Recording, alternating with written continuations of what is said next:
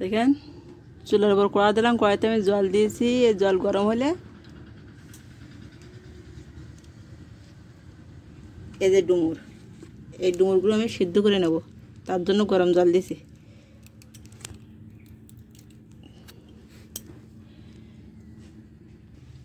দেখেন জল গরম হয়ে গেছে, এবার ডুমুর দেবো।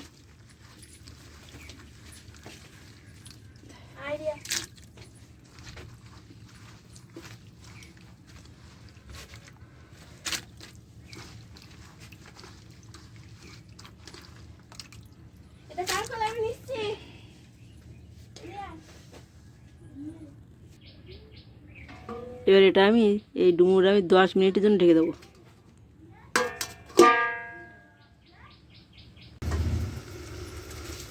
এই দেখুন ডুমুর সিদ্ধ হয়ে গেছে।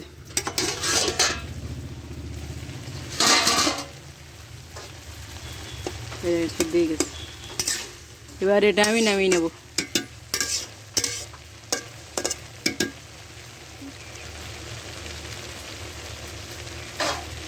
ডুমুরটা ছোটো ছোটো করে কুচি কুচি করে দেওয়া হয়েছিল।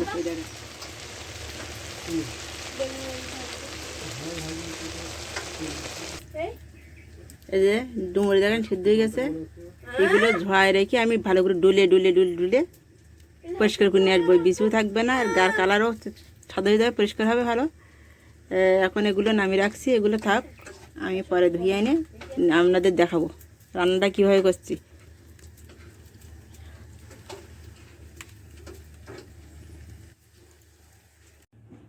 এই যে আপনাদের ডুমুর দেখেছিলাম, ডুমুর দেখেন পরিষ্কার করে ডুললে ভালো করে ঝড়ায় রেখে ডলে পরিষ্কার করে নিয়ে এসেছি।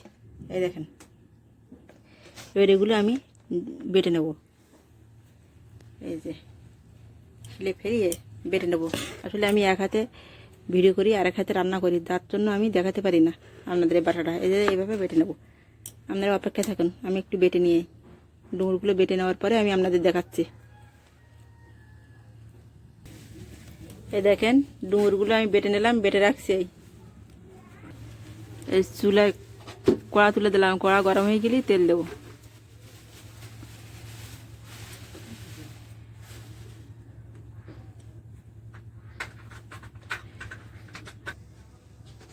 তেল দিলাম, কড়া গরম হয়ে গেছে। পেঁয়াজ কুচি, শুকনো মরিচ দিলাম 2টা।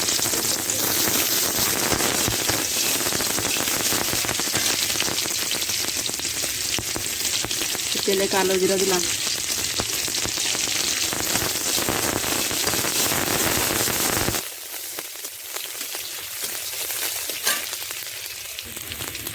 এবারে ডুমুরগুলো বেটে রাখা ডুমুরগুলো দিলাম।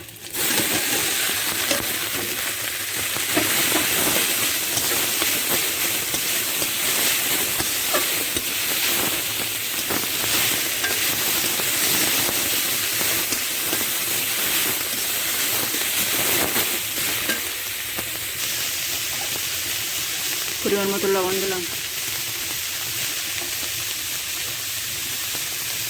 পরিমাণ মতো হলুদ দিলাম।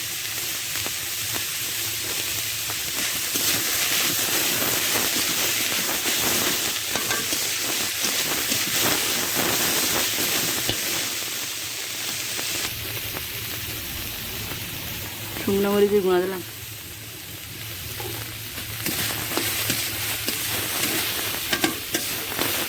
এবারে আমার তো ভালো করে ডুমুর কষে নিতে হবে।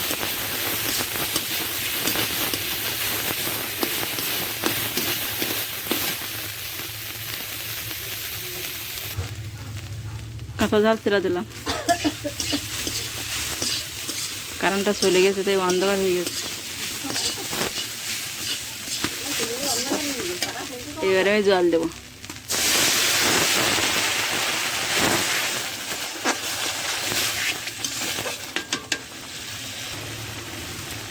এবারে ট্যাংরা মাছগুলো ভেজে রেখেছিলাম সেগুলো দিলাম।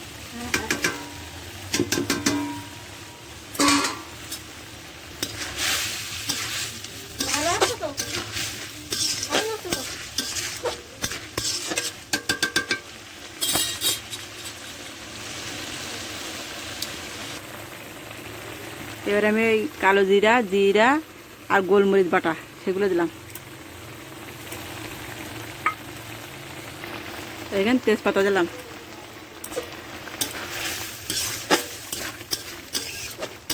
এই যে মশলাটা দেওয়ার পরে আমি 1 মিনিটের জন্য ঢেকে দেবো, দিয়ে নামিয়ে নেব।